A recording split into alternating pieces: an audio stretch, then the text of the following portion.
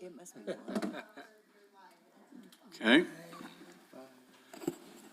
Good afternoon, everyone. Welcome to the Village of Ruidoso regularly scheduled meeting. It's January the 14th, first meeting of the new wonderful year. Thank God 24 is gone. We're glad that that's it. So if you'll all stand with me, and we'll have a moment of silence, and then we'll do the pledge.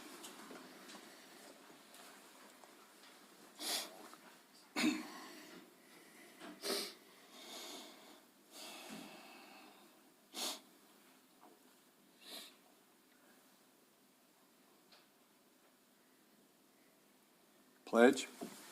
I pledge allegiance to the flag of the United States of America and to the republic for which it stands, one nation, under God, indivisible, with liberty and justice for all.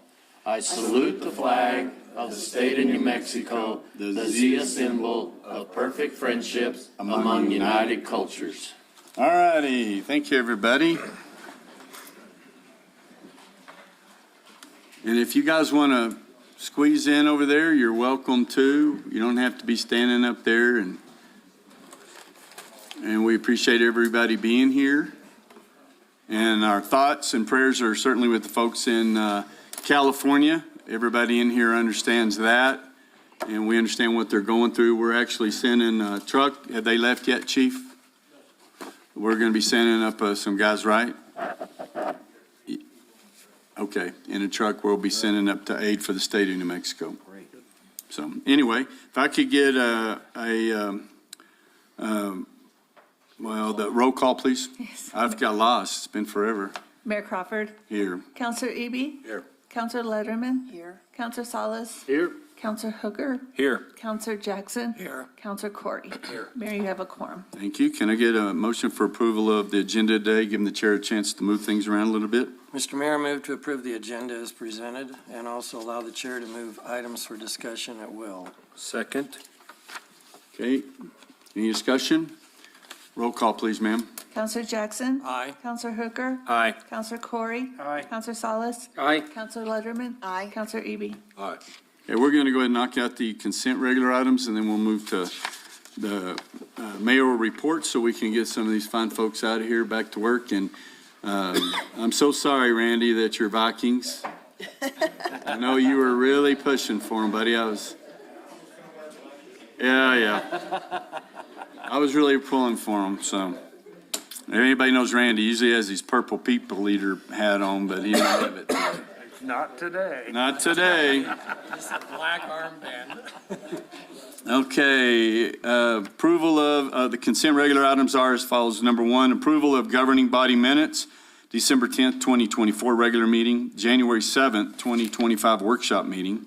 Approval of certificate of records destruction number 2025-01.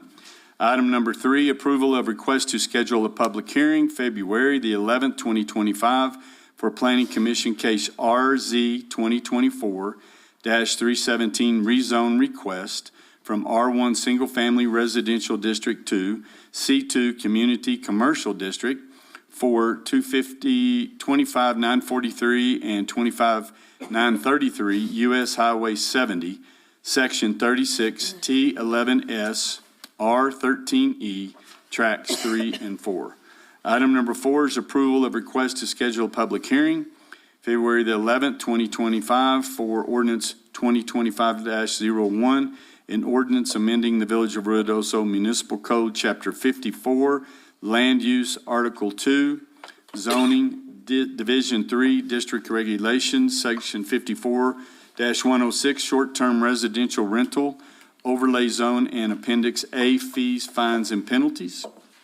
Item number five, approval of ratification of amendment to Memorandum of Understanding, MOU, between the Village of Ruidoso as the fiscal agent for the Lincoln County Ruidoso DWI program and the Village of Ruidoso as the administrative authority for the Ruidoso Police Department for DWI enforcement and reimbursement of overtime costs in the amount not to exceed $6,000 for the period of time between July 1st, 2024 and May 31st, 2025.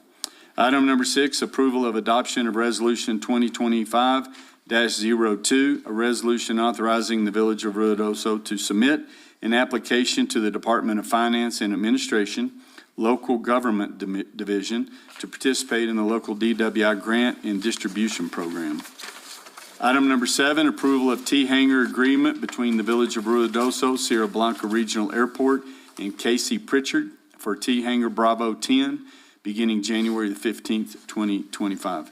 Item number 8, approval of task order RFP number 2021-007P-11, amendment for Riverwell H1979-S3 rehabilitation and H1979-S13 cleanout and pumping test with John Shoemaker and Associates, Inc., for an extension of time from September 2024 to June 2025. Item number 9, approval of task order RFP number 2022-006P-MCA-01 amendment for Eagle Creek Wellfield Phase 3 and Mosen Corbin and Associates, Inc. for the extension of time from October 2024 to March 2025. Item number 10, approval of task order RFP number 2022-006P-MCA-08, Amendment 1, Sanitary Sewer Collection System Infiltration and Inflow Study with Mosen Corbin and Associates, Inc. for an extension of time for December 2024 to December 2025 and changing name of village contract. Mayor, I move to approve the consent regular items as read. Got a second? Any discussion? So I think Susan or Joe, one of them had it down there. I couldn't tell. Joe? Okay. No discussion? Roll call, please, ma'am. Counselor Salas? Aye. Counselor Eby? Aye. Counselor Letterman? Aye. Counselor Hooker? Aye. Counselor Jackson? Aye. Counselor Corey? Aye. All right, thank you, everyone. A lot of those extensions were because of the fire and floods. We'll step over public input for now and move to mayoral reports and presentations.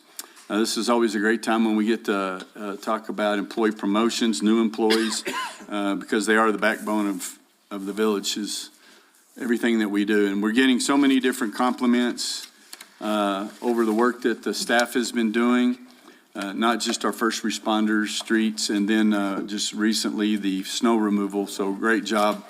I didn't see Josh come in, but Adam, the guys are doing a great job.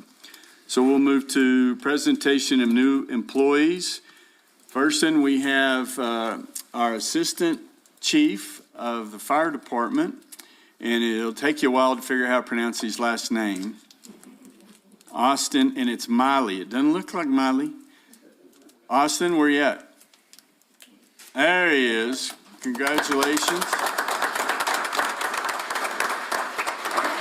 And he comes to us with a long history, a lot of credentials, and so he also be acting as a fire marshal, doing a lot of different inspections on our short-term rentals and things that we've really needed in-house, so we're glad that you're here. So briefly, I know you're supposed to be down here by the microphone, but can you tell us just briefly about yourself? Originally from South Carolina, spent my entire fire service career out there. Moved to New Mexico about 6 years ago. Worked for the State Fire Marshal's Office, most recently as the Director of the Fire Training Academy. So I oversaw all the state training. And we send our firefighters there to talk to it, and he's had a lot of favorable comments over the last year about our firefighters that come in. So we're glad to have you and your wife, and they've learned to go shopping before the weekend, before Thursday and Friday. Go early or go late. So we're glad that you're here. So thank you for being here. Congratulations. Lucas Picard, Water Production Maintenance Tech. There you go. We're glad to have you. So where'd you come from, Lucas? So I'm originally from Portales, New Mexico. Okay. Moved here to Ruidoso in 2019. From then until December of 2024, I worked for Noisy Water Winery. Oh, yeah. Now I'm glad to be a member of the village. Excellent. Well, we're glad to have you. Sure, thank you. Yeah, glad to have you. Very much so. Water production is a huge thing, and we talk about it constantly around here. Dakota Slotman, Solid Waste Heavy Equipment Operator. Welcome. Can you tell us a little bit about yourself? I'm originally from out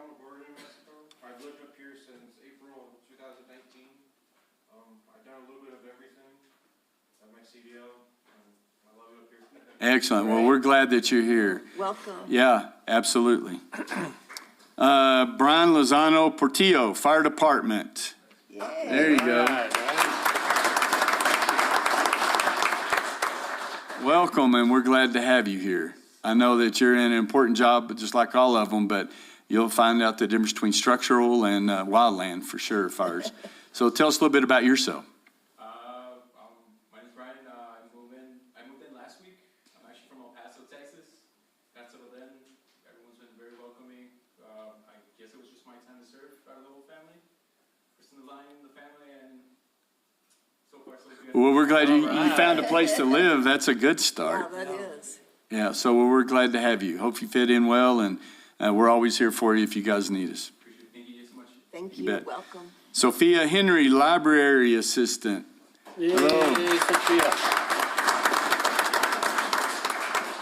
Hi, Sophia. Can you tell us about yourself?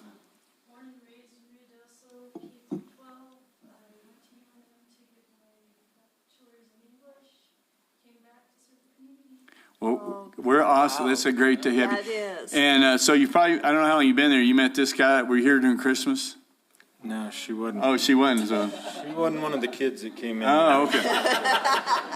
He doubles as Santa Claus sometimes, but before, working here at the village, I had no idea of how important the library was to so many different people with adult literacy, just the children's safe spaces, access to the internet, all of the things above. It's an important function that you guys do over there, and we have a great library. Have you seen the new bronze that's setting in there? Isn't that pretty awesome?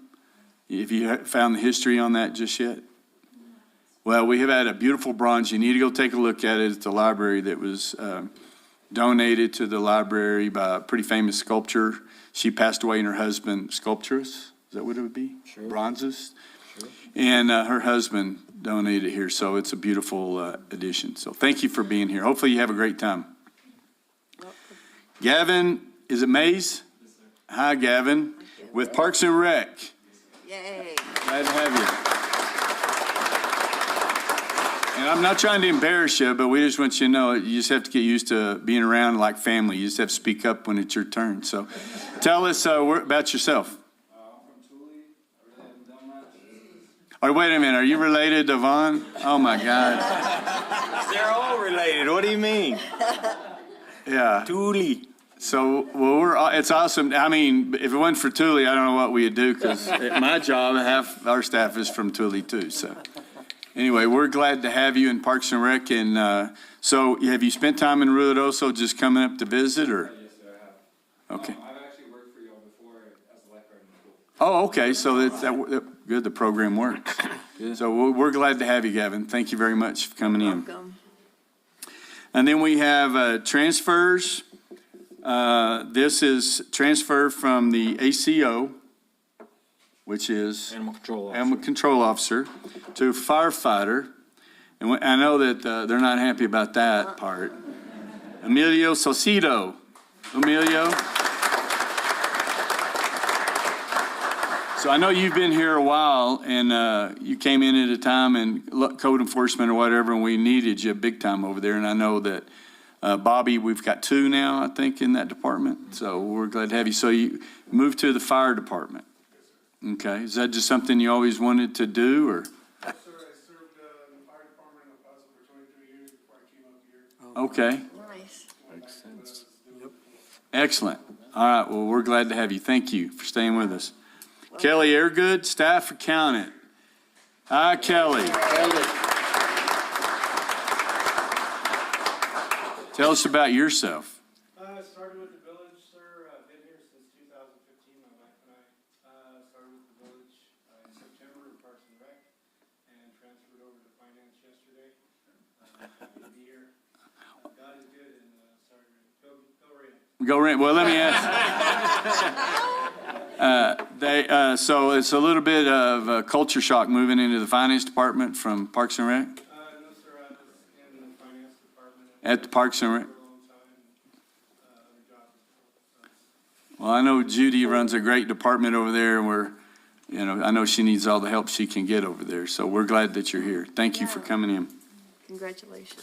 So that's good in a time when a lot of places can't find anybody. We're still short-staffed, right, Adam? Yeah, we still need some folks in the water department, utilities and whatnot, and a few in the police department. But we've come a long way in the last year being able to put people together. So now we'll move into presentation of employees in Department of the Quarter.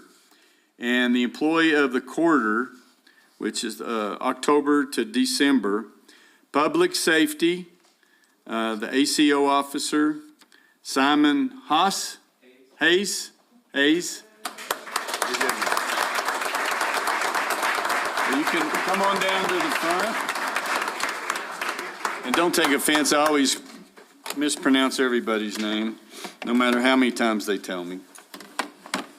But just in appreciation, Simon, the employee of the quarter, Public Safety, we appreciate all your hard work and everything that you've done. Congratulations. You going to get a picture for the... Got it. Thank you very much, Simon. Simon, I want to shake your hand, buddy.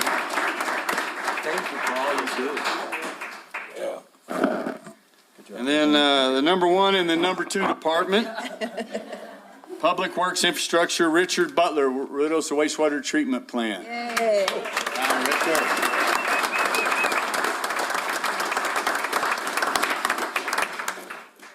Well, these guys have been through it. You guys have always done a great job. Thank you for keeping us like we are. Yes, sir. You get a Good picture job. right Turn here. around, take a picture. Congratulations. Turn You get a before picture get right here, too far. Richard. There you go. And these guys did a great job during the flood. Isaac, the leader out there, I mean, if you just seen what they were having to put up with, it was really amazing what these guys did. They didn't shirk it. Dr. Jackson and I went out there a couple of times and saw what they were dealing with. It was pretty remarkable. And then I know we've got some new equipment that we're going to be replacing here pretty soon. Amanda Castillo, Community Services Library. Yay. Amanda.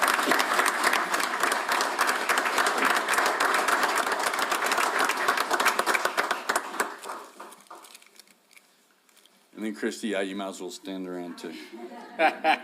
Thank you, Amanda. Thank you. For doing such a great job and always being.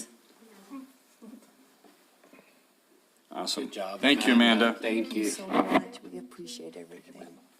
Now we'll go to Administrative Purchasing Department, Christy Coker. Great job, Christy.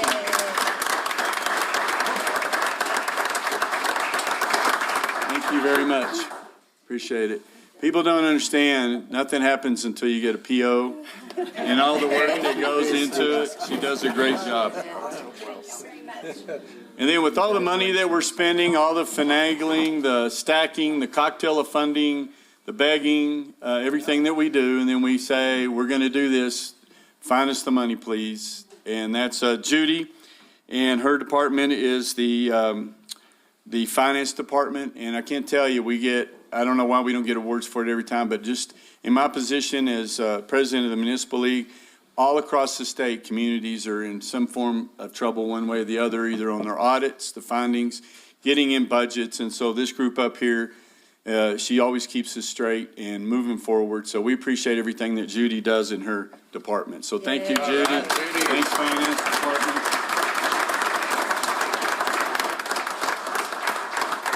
Come on, Finance Department. Robin. Come on, come on. And then you got a new guy just got here, so. Yep, come on. Come on, Kelly. No, Matthew, not you.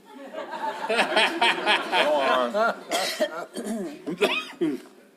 But I can't tell you, it's so reassuring when you go in with numbers that they're accurate. When we're forecasting, whenever it all hit the fan and we knew our GRT, our revenue, for those of you that don't know, the village makes our money off of when something's sold, GRT. And so when our businesses do good, we do good. And so we were looking at having to cut budgets. We were looking at, because we were going through our budgeting and our requests were coming in from the different departments. But we felt really good that we had good, firm numbers, so we knew where we were at. And that gives us a lot of confidence on how we can operate as a council. And so it's important for all of the things that you do. We appreciate it. So thank you very much. Can you get them all in there? You want to move it around there? I don't need to be in the picture. Y'all can get you guys Get it over. that way, yeah. All right, thank you, guys. Don't forget your bear. Yeah, you got to take your bear. Y'all can't leave. Get prepared. And we also have Thank you, thank you. another, thank you, appreciate it. Thank you.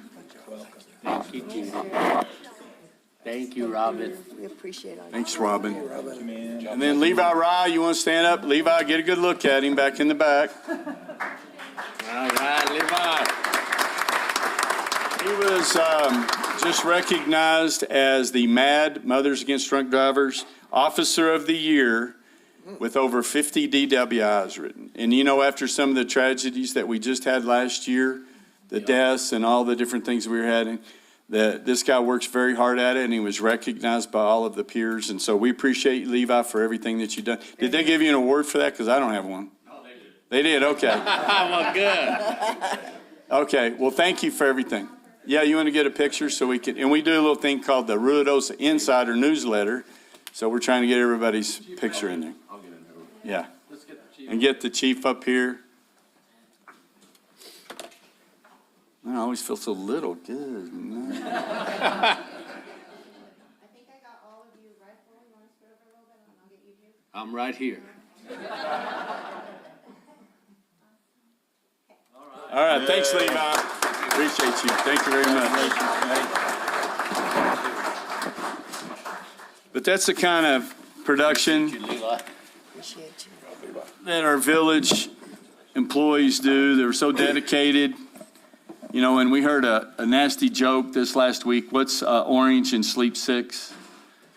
And it was what a former governor said. What was New Mexico Highway Department maintenance Yeah, and so, crew. you know, and so that was kind of the attitude that a lot of folks had about municipal and state government and what the work that we do. But that's not the case here in Ruidoso. Our staff, our employees do such great work. We get compliments all the time on the extra effort that you guys do. I knew Jennifer even sent something in, didn't you? Yeah, I think, am I making that up? No, that's a true story. That people see the work that they do, and they call us, send us texts and emails about the extra things that y'all do, and it makes a big difference to us, the community, the people that live here. And so we appreciate all the hard work that you do when you don't even know anybody's watching. So thank you very much. Now we want to get into introduction to people have heard about the Ruidoso Midtown Association that we started. I knew Jamie was here for a reason. Downshift Brewing legend, Jamie. Wave Jamie so everybody knows who the legend is. There he is. These guys have been great, but he's on the board of the Ruidoso Midtown Association. They now have a new executive director, and his name is Tim Duckworth. Tim, you want to come on down just for a minute? Thank you, guys. See, this is how dedicated they are. They're getting back to work. And along with him is our Mr. Everything, Eddie Ryan, who does so many different wonderful things with movies and then working with our businesses in Midtown. Go ahead. Good afternoon, Mayor and council members. I'd like to introduce Tim Duckworth, ORMA. Hello, Tim. Oh, I've seen you before a few times, but some of these folks have not yet. And so for the millions around the world, just tell us about yourself. Tim Duckworth. I'm from Texas originally. My wife and I have been here just over 2 years. My father-in-law moved here 14 years ago. Bruce Perry. Bruce Perry. Started coming up here, visiting, and realized that I'd had enough of the heat and humidity in Texas. And once we sent our daughter off to the university, it's time to move. Yeah. And so we're here now. So, and I know that it's a challenge what we're trying to do over there. We've worked several years on this program, but I really feel this is our best shot to make all of this work. And so I know Eddie will be right here with you, lockstep, and so many different things. And you've got a great board down there now. So any assistance that we can do and anything else you want to say? No, we've got a lot of stuff we're working on right now. So it's going to be full time for me. So Eddie and the board has been great. And I'm just really looking forward to showing you what we can do and helping out the village. Cool. Excellent. So then, while you're here, Eddie, you want to go ahead and bring up Kurt? Sure. Thank you very much, Tim. Thanks, Tim. Next is the technical director, and I know y'all have heard us talk about this for Xterra that we will be having in August. Is that right? Yeah. So welcome, and his name's Kirk Ermels? Yeah, that's right. Yes.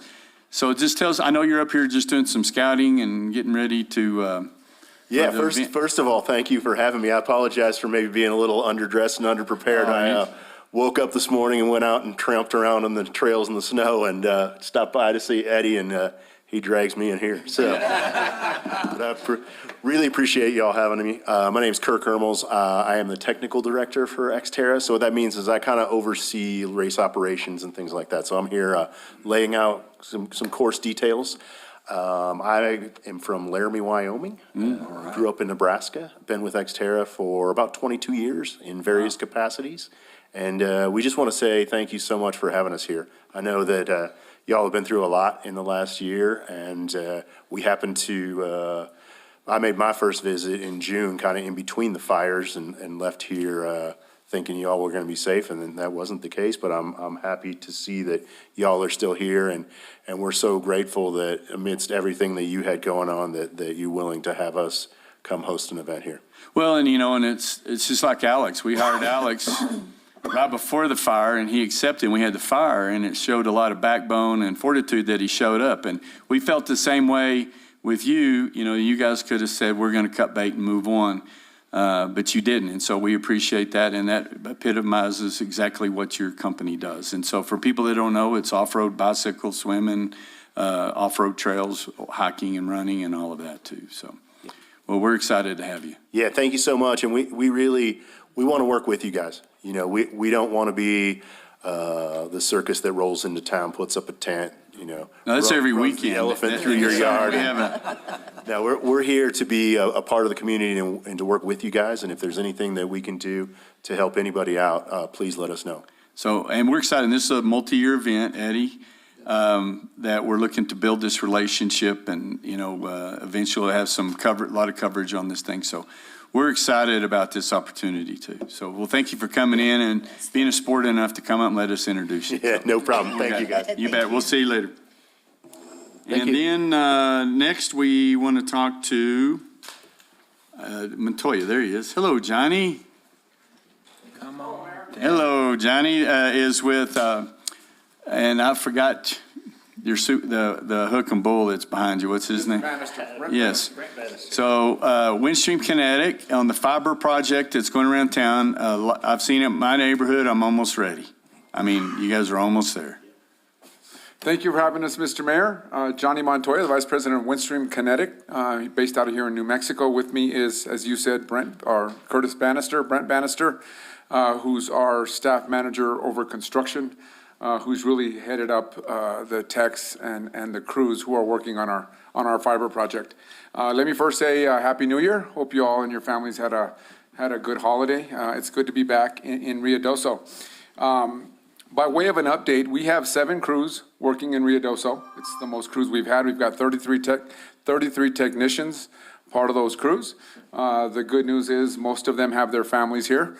They're going to the restaurants, they're spending money, they went skiing this weekend, so they're also enjoying the village and all of its amenities. I'll break the update up into 2 categories. Aerial, which is obviously aerial fiber and buried fiber.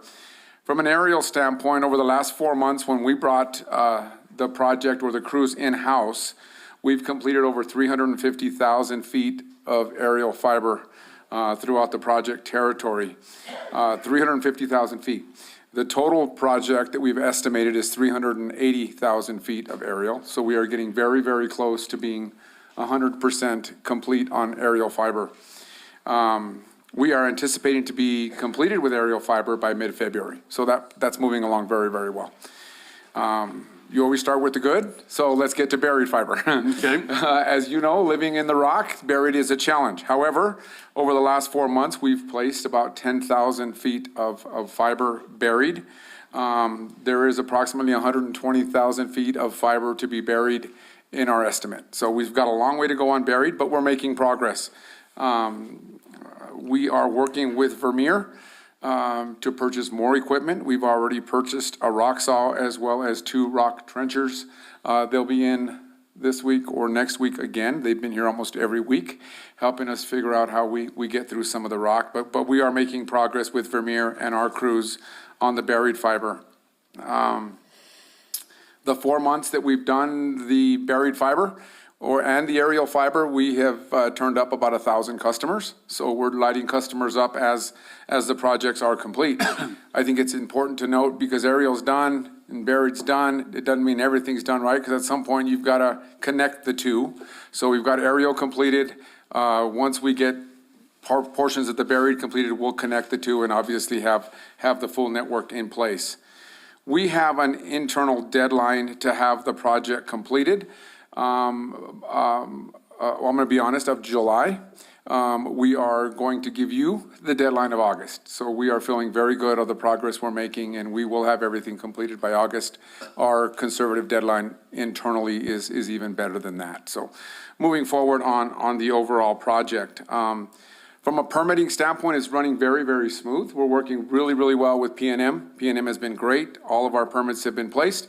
We are having to rework a few permits with NMDOT, which we thought would basically just be a resubmittal or a reauthorization, and we're having to resubmit a few, but not a big deal. We're working with DOT on those permits. As I said, there's nothing holding us up with PNM. They're moving along great. I will also say that working with the staff at the village has been great. They have been very, very cooperative. We work with Adam Sanchez and crew, and they have been phenomenal in helping us get through some issues. Quite honestly, we had some issues. There was a traffic control issue that was addressed immediately. No excuses, should have been handled. Brent handled it, and the crews will no longer do that. There was a project that the crews felt was a simple project. We're going to just climb up on this pole and fix this thing, and it'll take 10 minutes. And, you know, your folks' job is to go out there and make sure traffic control is handled appropriately, and they did their job, took some pictures, and we were wrong. That issue was resolved immediately. But Adam Sanchez and his crew have been great. They've also allowed for us to do some road crossings to run fiber rather than having to bore, which has really sped up the process quite a bit, and things are moving well there. I think that's it. Anything you want to add? Pretty much it. I do want to, again, how much I appreciate letting us do the road cuts. That sped up things tremendously. We have some areas we're not able to get our bore machines in to shoot the bores under the road, so allowing us to do those road cuts have been vital. They've been helped us quite a bit. To Johnny's point, we do have 33 of the techs in here right now. Right now, they're divided up between aerial and buried. As we complete the aerial portion, we'll move everybody 100% buried. So we're trying to identify the buried. Of course, you know, you've dealt with the rock. We're getting through it, and we do have Vermeer coming in. And then we're coming in again the 1st of February to demo another bore machine, a DR. You know, it's made for rock, so identify that. If we need to get a few of those purchased and get them up here, we're going to. So. Well, that's awesome, because I know that's difficult. I've watched some of the processes you've had to go through to get the bore machine to go through. And even though we may think we know where all of our water lines are, they're not. Yeah. And we find out. We unfortunately, we find them for you. Yeah, and I appreciate you guys working with us. We get a text. I have a question. Shoot, go ahead. So when when the orange pipes are all coming out of the ground and you're not there, so it's not hooked up yet? No, ma'am. Okay. Yeah, those are the places that we've previously bored or trenched and got the interduct in, but we have to go and connect those, and they'll be buried at that time when they're connected and fiber pulled into them. And then that's when you notify the people that if they would like to. Has service, yes. We'll have the sales team following up behind us on that. And then also when you see the truck and the trailer and the wires going in, that's the person sitting there splicing. Yes, sir. And to your point earlier, we do have a lot of billboards running through this town. I think every time I leave to go anywhere, I see 8 to 9 trucks. So, you know, we do have a lot of billboards running up and down. But those are the splice trailers. You see a lot of them at the hotels. MCM has a parking lot full of Kinetic trucks and trailers. So. Yes, you talked about the footage for the burial. Approximately what percent are you at as far as completion? On aerial, I'm guessing we're at 95%. Okay. On buried, we are at 10,000 feet of 120, so whatever the math works out there. Less than 10%, okay. And how do you decide which areas you're targeting first? So we have a heat up point where we had the light going to a certain place, and then we'll branch off from that to heat up the different areas. So that is identified. We have a sequencing chart where we sequence it out to get those areas heated up as we get that main fiber heated up. So we have to get the main one, and then we'll have the branches like a tree. We'll branch off from there to get the areas identified to heat up, to get light to. So do you have I know one of the things we talked about is local number for people to call if they have issues. Are you getting many calls? Mr. Mayor, members of the council, I don't think we've received any calls Since the fire? since the fire. Mm-hmm. Okay. And I know all the fiber companies and internet companies and everybody came together during the fire to put all that together. So have y'all had to go back and split all that out, and you've done that already, or? We've done that already. As a matter of fact, I think there was some fiber that was laid behind the dog park back there that we used with Oh, yeah. Maddie to connect that campground. And it wasn't lit up, but it was laying there. We picked that up. So yeah, we've gone back and cleaned all that up, and we still work what they call the EBOT team, the Emergency Broadband Operations Team that Mescalero Apache Telecom had put together. We're still working with that group on a regular basis and trying to get some redundancy around the mountain and some of that work to be done. Okay. Anybody else have any questions? Well, this is a big deal. I know we've worked on it for years to finally get to this point, and we're close, so we're excited about that. Mr. Mayor, this is the first meeting I've come to where I actually felt good about what I was going to say. I was telling Brett, I come into these and I feel like I got to dance through it all. Yeah. But I feel really good about where we're at on this project. Well, you have a lot of exposure, so people are knowing that you're out there working. We get comments on it all the time, and we see their trucks everywhere, what's going on, and they're getting close. And so we know that you're trying, you're doing a lot of work. And we have to work on this mountain too, and we realize how difficult it is to dig and to bore and all of those kind of things. So we appreciate you and your staff staying after it. And unlike some folks, I don't get calls all the time about your truck speeding all over town. And so you guys are very conscientious about what they do, and so we appreciate all that you do. And Mr. Mayor, we're working at night. We've got some work going on Suttereth, and Adam and his crew have been helpful in allowing us to do some night work and get some of that work done. Telling me you guys were talking to him about night work too, and we appreciate that. Okay? All right, well, thank you very much for coming in and driving all the way down, and we appreciate it. Next, we want to talk about the beautiful scenery that we have out here. Todd Behringer with Spirit Golf Management is the new operator of the Links Golf Course. And we're really excited about getting these guys in here because they've got some very successful operations going on in El Paso and now in Las Cruces. And so, welcome. Thank you very much, Mr. Mayor, Council. First and foremost, we'd like to say how excited we are to be in Ruidoso. I met Mayor kind of on a personal note one time and had told him that we've been looking up here for years and years.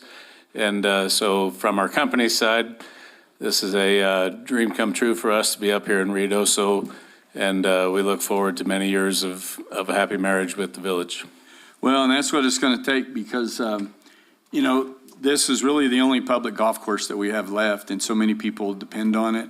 And then it brings a lot of we see the junior colleges out here all the time playing in the high schools, and so it's an important aspect to the community.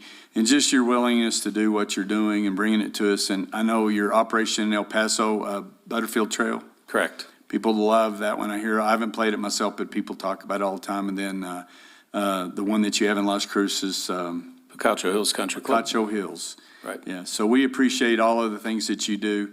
And, it's not easy. People don't understand. They just think that's a big old moneymaker sitting laying out there. They're completely wrong. Yeah, and it takes a lot of knowledge, special equipment, and you have a good staff. I think you've kept all the folks that you had out there. We have.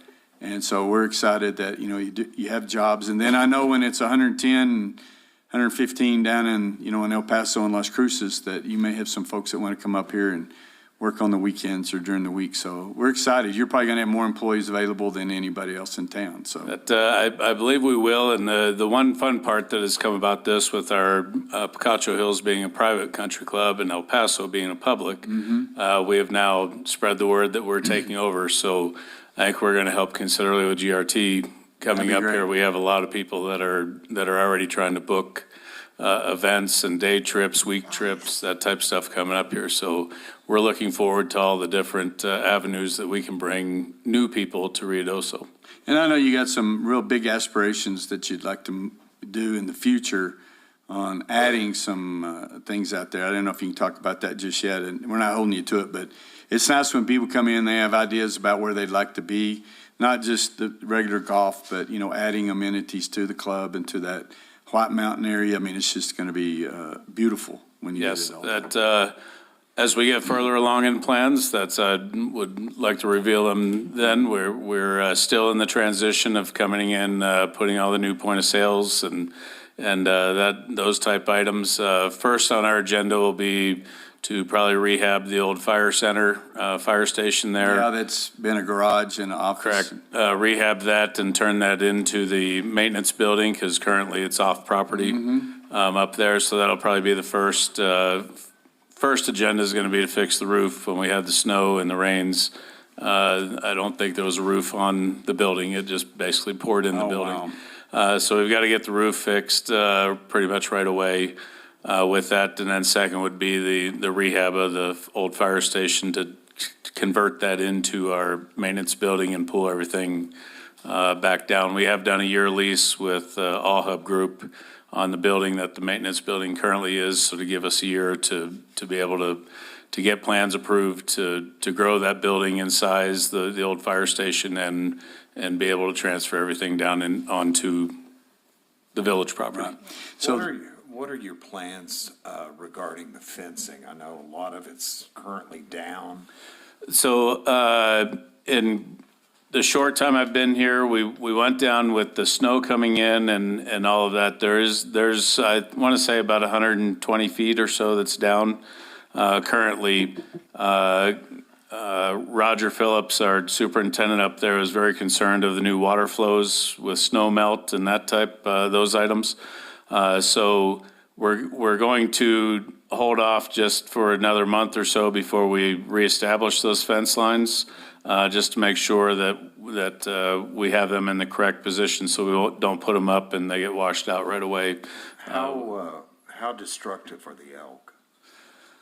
So far, knock on wood, not too bad. I was speaking earlier to somebody, it's like the wildlife has a time clock out there. It's been amazing and amusing to me in the same sense because the elk come in, they feed for a little bit, they water, and it's like they punch the clock and they leave, and then the horses come in literally at the same time every day, and they eat, feed, and then they go off the property. So far we haven't had too much destruction with the elk at this point. They are on guidance with Game and Fish herding them every day, and basically they've gotten so used to it now that when they see the carts coming, they're exiting the property. So it's not as before where they had ropes and that type of stuff. So it's being a very they're pretty used to it. So as soon as they hear the golf cart, they're exiting the property now. Well, and I know you're waiting on the fences because we should have the floodway from Cobb Finley. This should be finished hopefully first or second week of February. So we'll be able to work with you on water runoff out of the Cedar Creek and other areas that will be affecting you off that area off of Meacham. So we'll hopefully be able to give you some better ideas. And we've held off closing up the work that we've done there until we get that report, so that we don't shut everything down and reseed and then have to tear it all back up if it's not working with the system that you guys have in place. So we're kind of at a standstill a little bit with that until we get that report, so we know we're fully in line with what the village is doing. Yeah, and we're excited because we'll start our apartment complex. It's going to be right over there on the west side. And Adam's going to be working with you guys because we're going to have to tie into the sewer line over there. So we need to get over there. It's not going to be much it won't affect you much on anything, but. we'll Is be- Adam here? Yep, Adam back in the back. Adam, I'd love to get together with you before we leave here. Just so you'll know where that's at, and it's the property that the village owns. We'll be breaking ground in the next couple of months. Okay. On an Where apartment. is that, Mayor? You know where the property's at there, next to P and M, and we own all that property there? That's where they're gonna put the apartment complex. Just as the sewer runs, basically, you know where the walking trail is and the golf cart path right there? It runs off down to a low point right there, and Adam's already identified it, so we can tie in, so we don't have pumps. It's all gonna be gravity fed out of that, out of the apartment complex. So, you know, that, just some of those things, we'd looked at it before with the previous management. Is that transition going pretty good? Yes, it's going very smooth. We've got all of our point of sale systems up. We're working with the local phone company. They've given us a little havoc being able to switch over the main port number.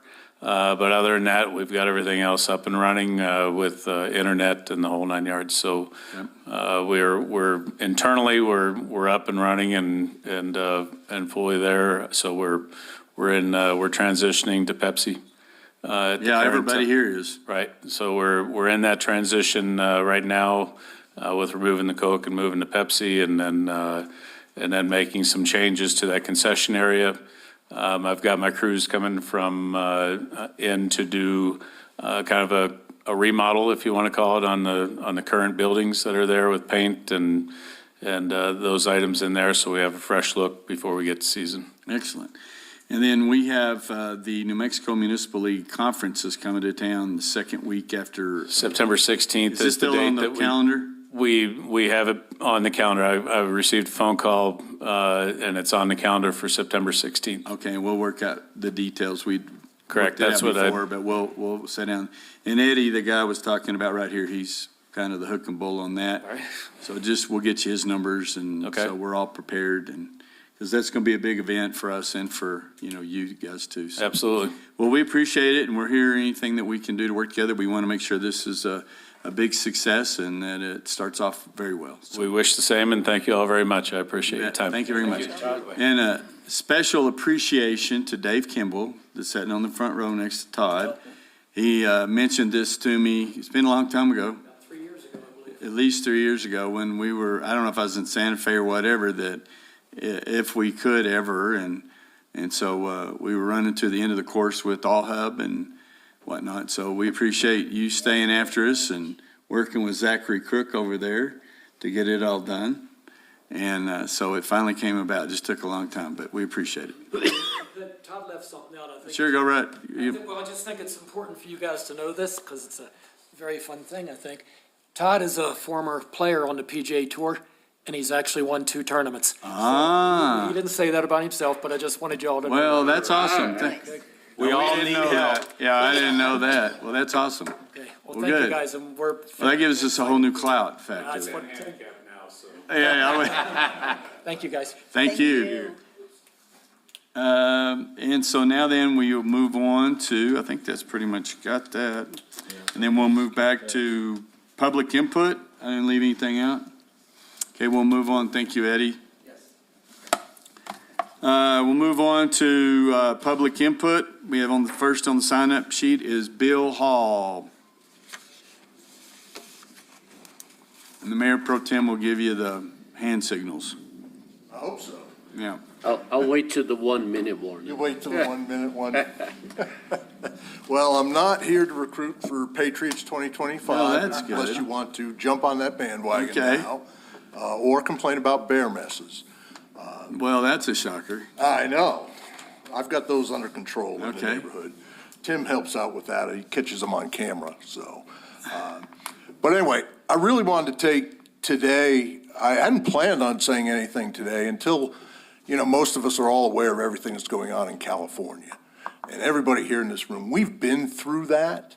And I think what got me kind of thinking as I'm listening to the media, and the mainstream media is gaslighting us about, the mayor and the governor of California are doing a great job.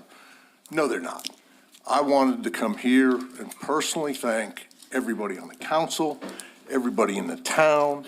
What you did as far as being, one, prepared, and the execution of what went on during the fires and the floods here is by far better than any response I've seen.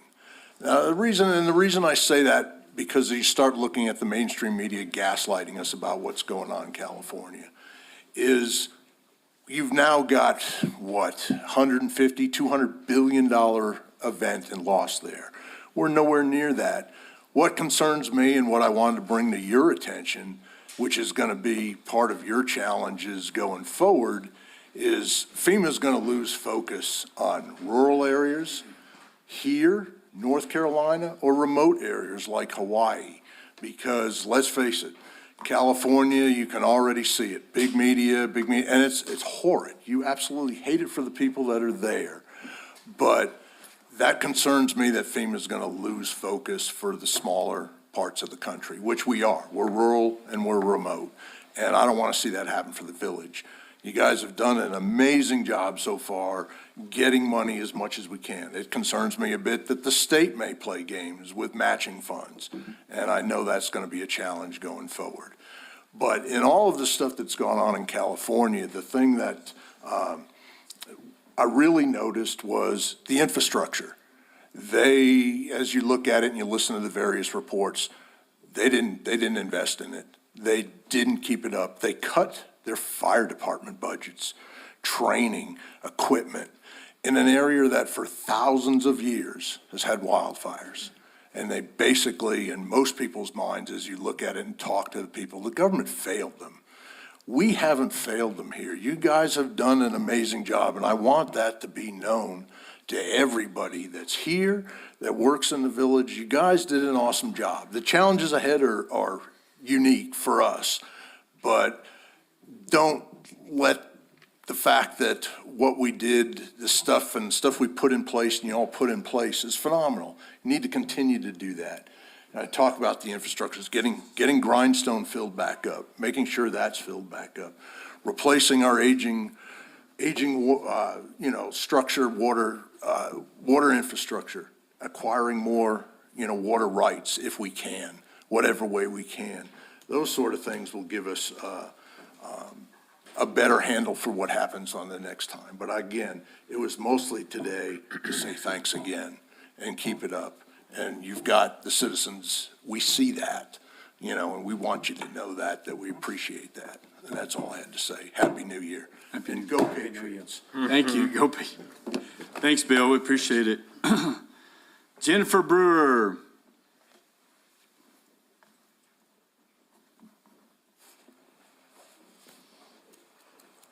Happy New Year to everybody. Happy New Year. And I'm just here to thank, I work in Midtown part-time, and with the anticipated snow, tourists were just in a tizzy.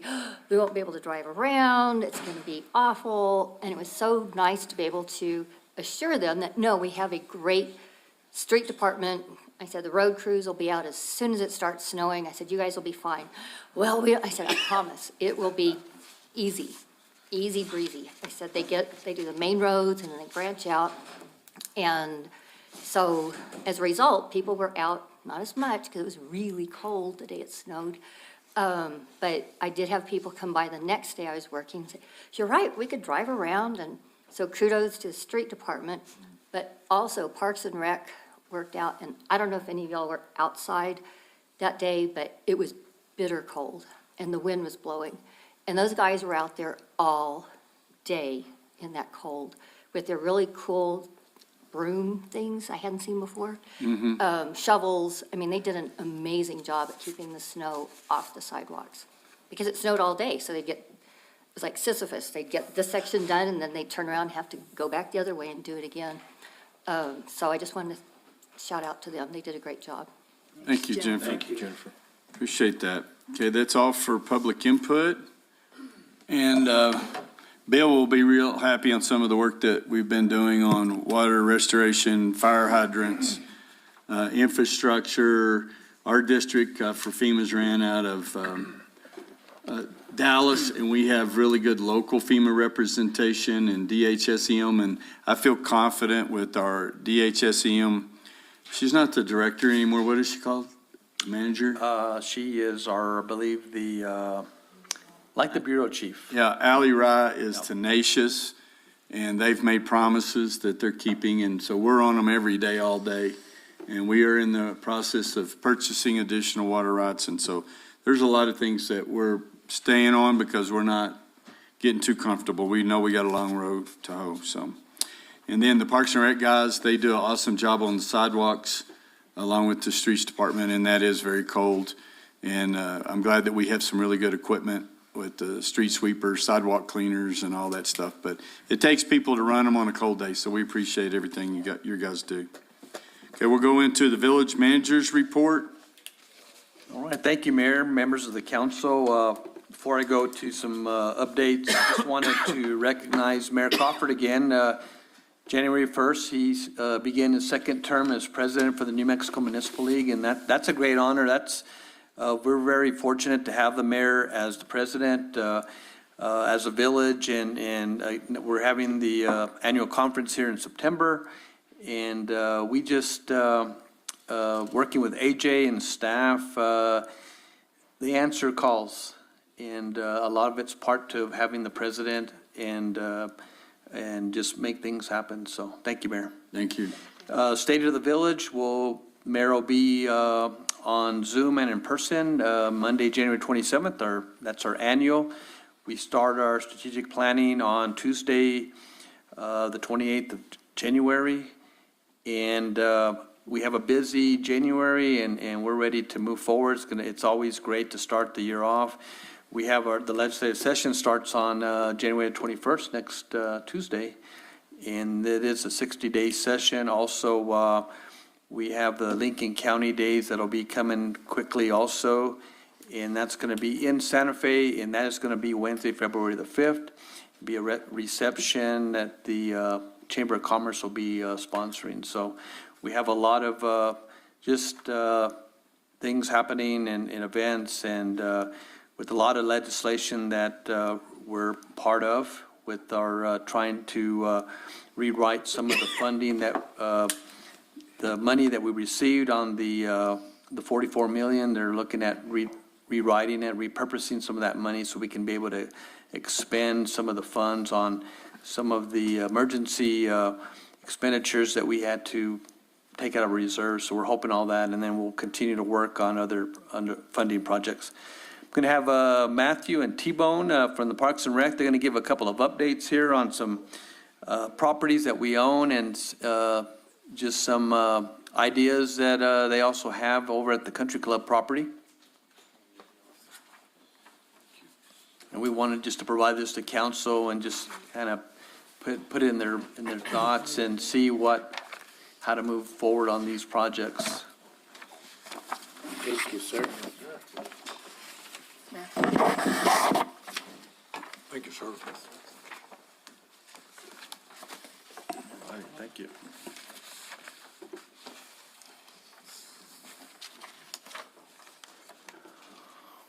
All righty, good evening, or good afternoon, Mayor and Council. So we're going to start out with the 8.5 by 11 sheet you have at the top. So there's our revenue sales for the ice rink. And so if you'll look, the gross sales we've had, $78,216 this season. And so, as we know, the season started the day after Thanksgiving. And so that's phenomenal. Roughly, yeah, less than 2 months of sales. Matt, how does that compare to prior years?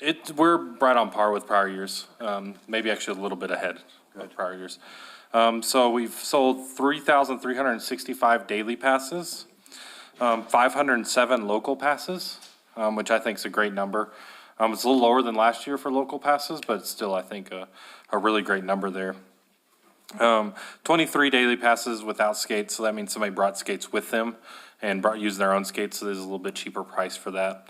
And then there were the Christmas in the Park.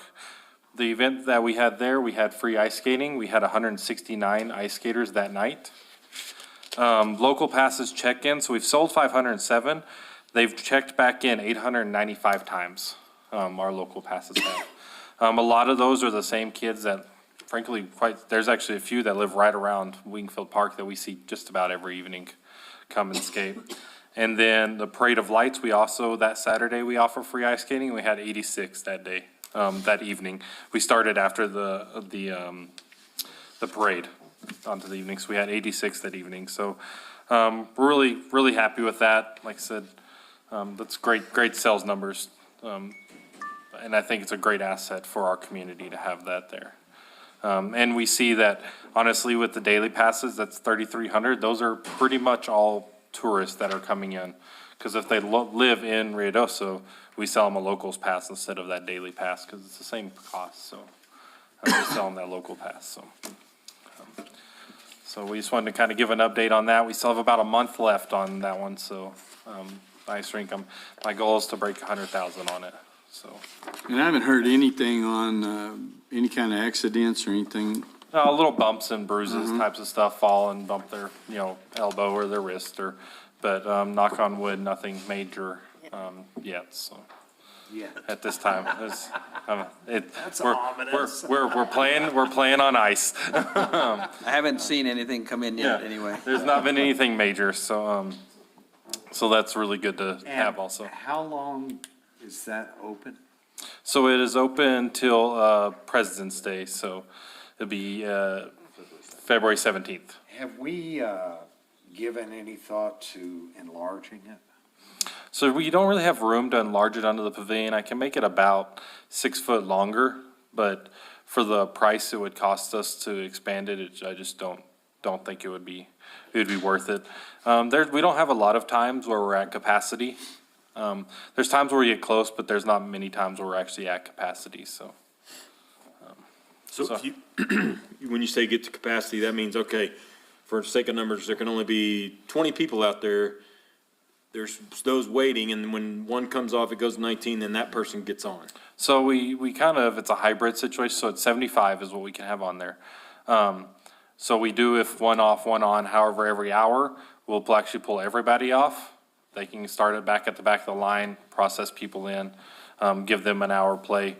Our line, like I said, I think I've only seen a couple times that we've had to do that, but that's what we'll do. And usually, I'll be honest, we pull everybody off. We'll scrape the ice, start processing everybody back on, and there's inevitably a group or two that the parents are ready to go, and they're using us as an excuse. So, well, we don't want to wait in line. Let's just go get some hot chocolate in Midtown, type of thing. So, Okay. Cool, thank you. yes, sir. I'll stand for any more questions on the ice rink. All right, and the next thing is I want to move on to Country Club property.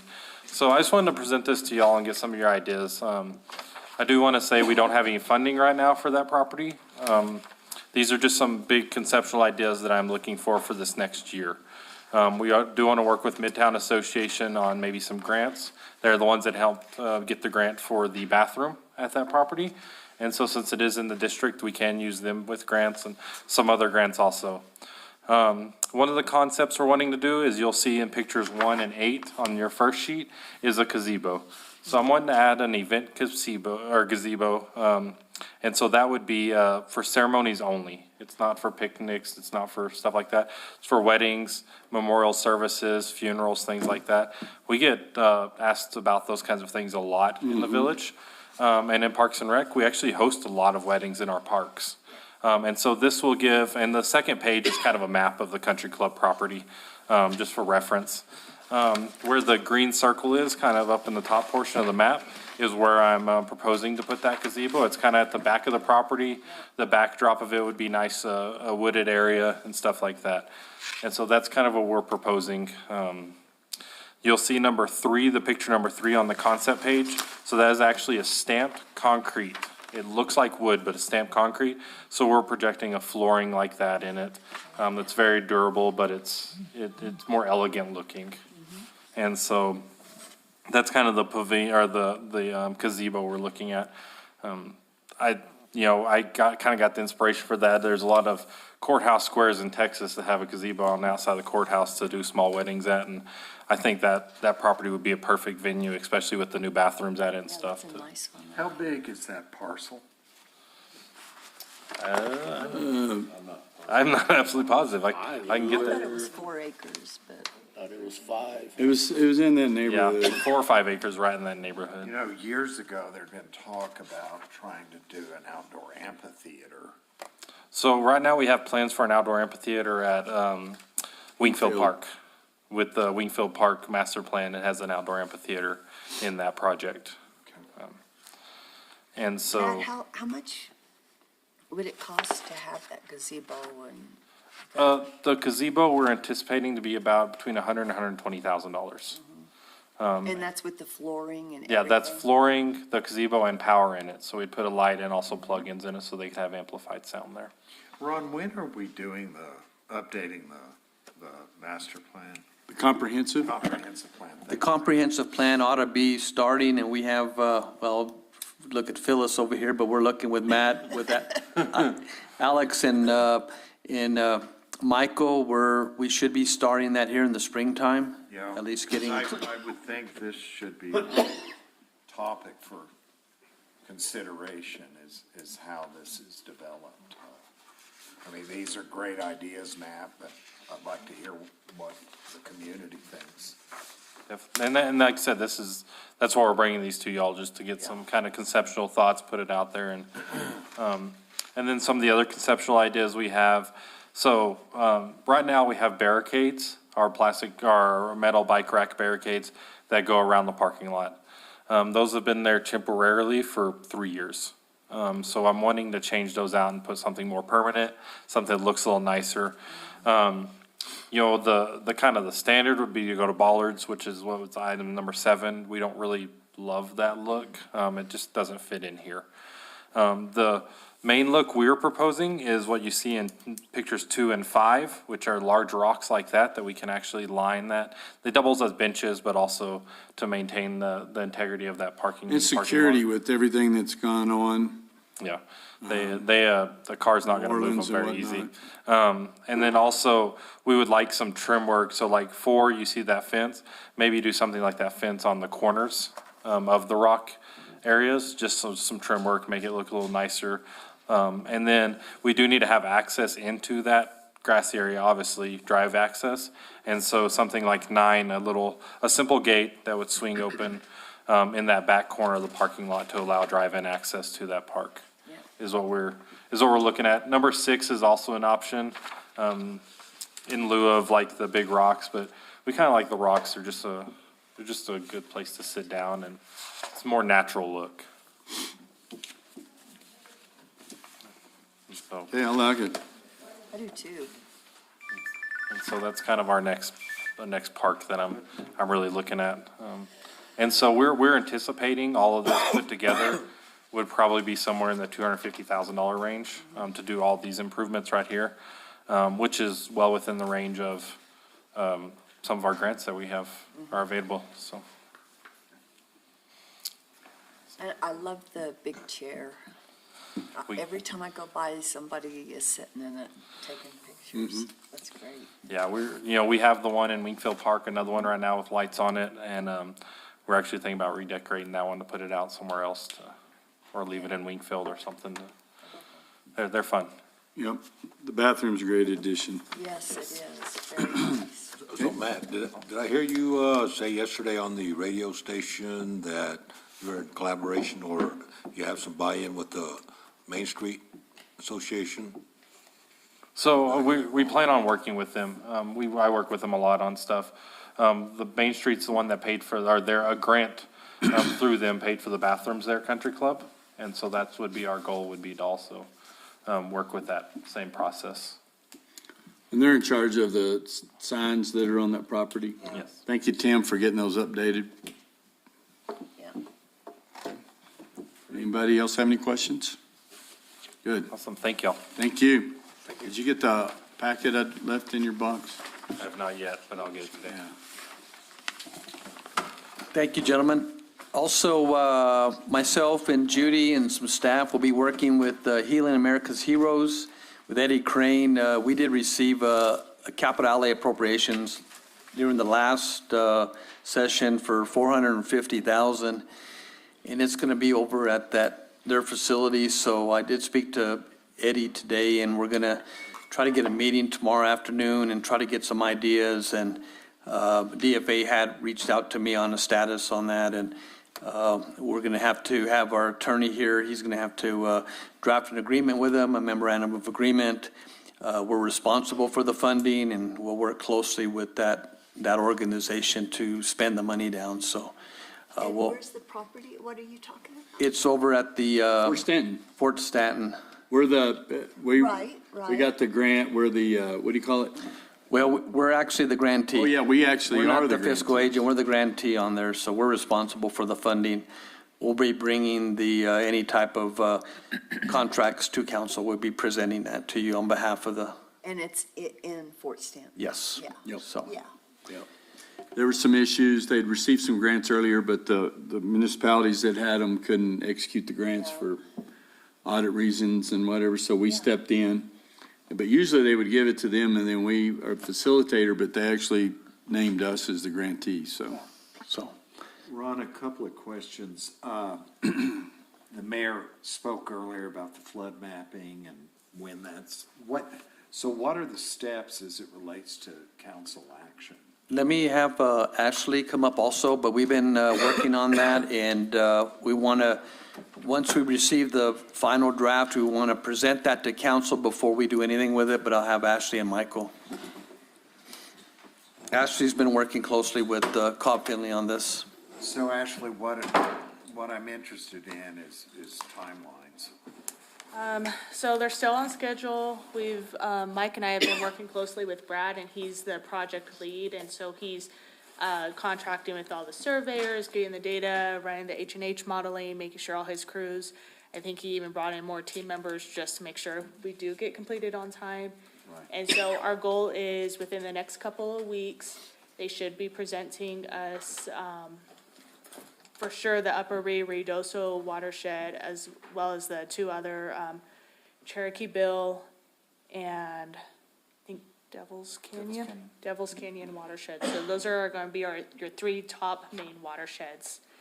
And so that's actually the big portion of Ruidoso and the areas that were impacted by the floods. And what they're going to do is they're gonna bring this data over to us. We're gonna review it, make sure it makes sense. They're gonna show us different modeling.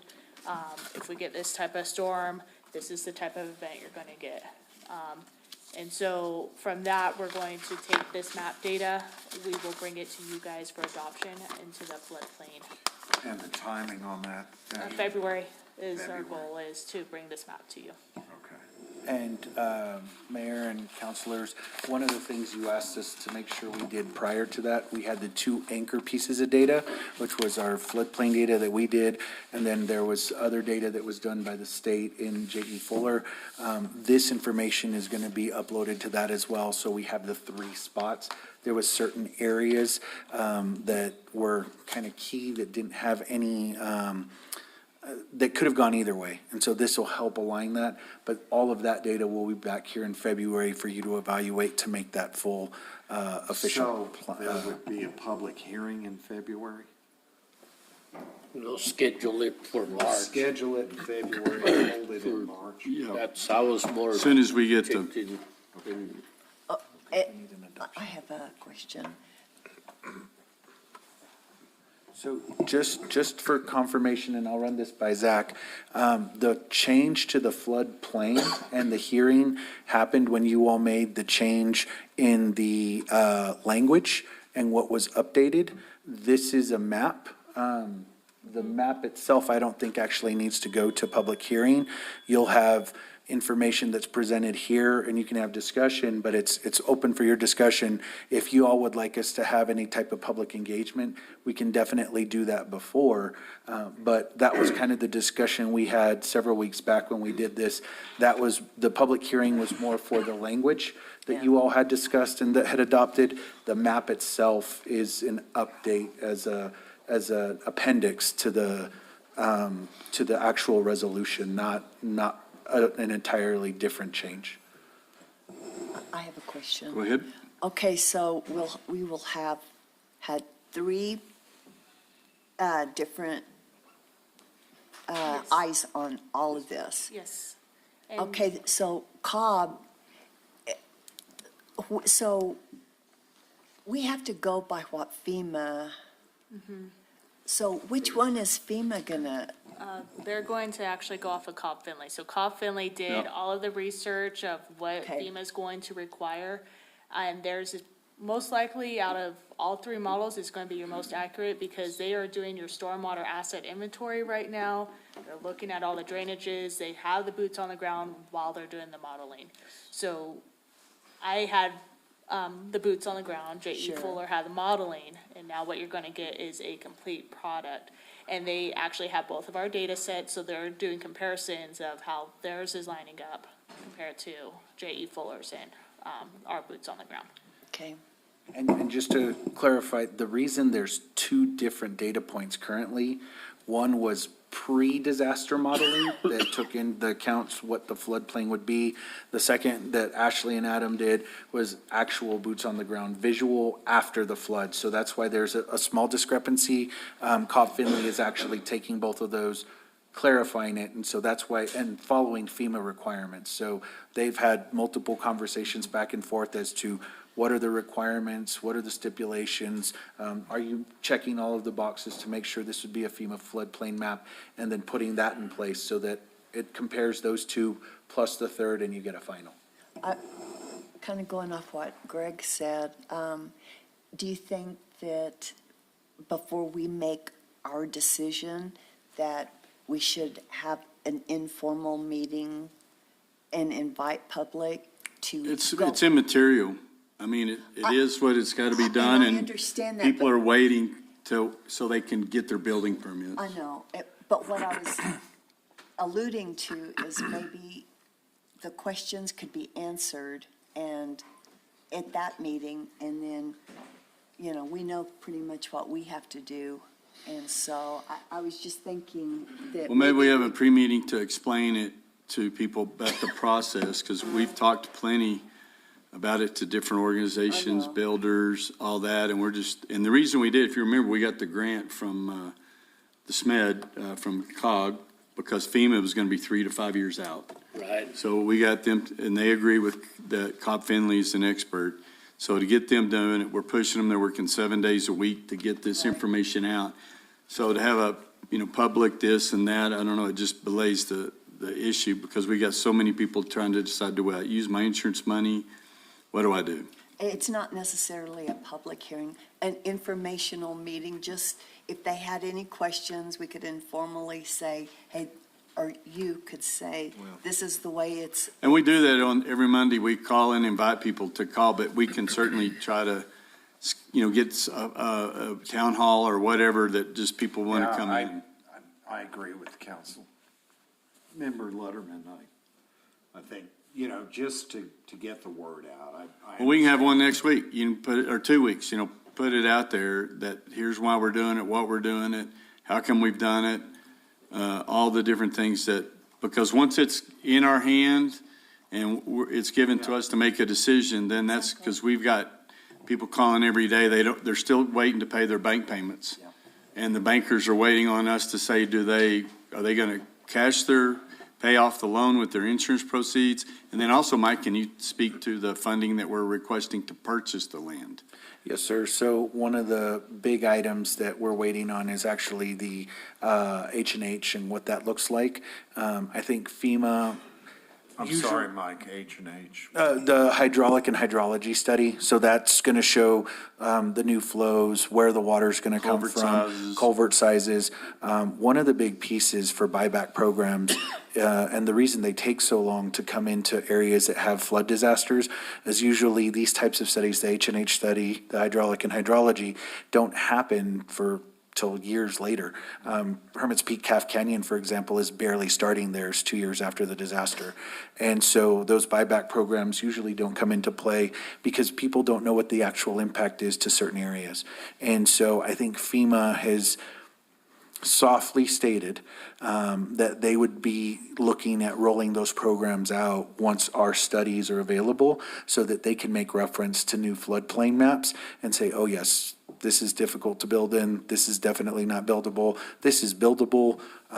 We think that. Well, and I think in the spirit of what Susan was saying and the mayor, I think the more information we can provide homeowners, landowners, the better we'll all be. In this particular program, because we've mentioned it before, and immediately we're getting phone calls, I'm ready to sell, but we don't know if they're going to be in that position. And then we haven't identified, we got two sources potentially of the funding, and then what happens to that? And then it typically goes to the county. We've worked out an agreement with the county where if it's in city, village limits that we are the trustees of it, then we talk about it'll be permanently green space on one program forever. And then others that as the watershed and everything's become secure in the next 10, 20 years, whatever, that maybe something could be done. But there's still so much work that goes on that it's hard to say this is it. They take it as gospel.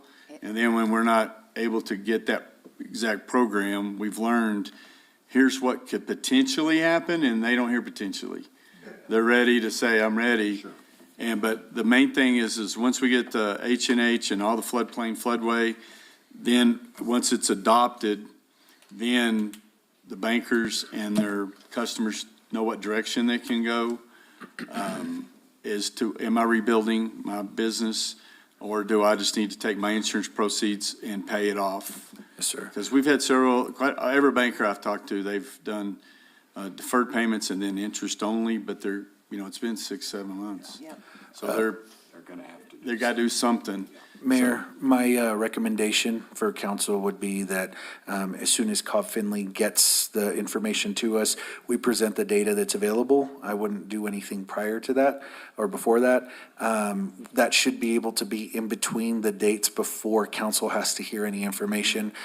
We can definitely walk through what the process was, identify what the results were of Cobb Finley, and kind of present those results there at a meeting or at a town hall, and that way people can hear what that information is. If there's any general questions, I think we can probably answer those, as well as have Cobb Finley present, and possibly the state, just so that everyone is on the same par.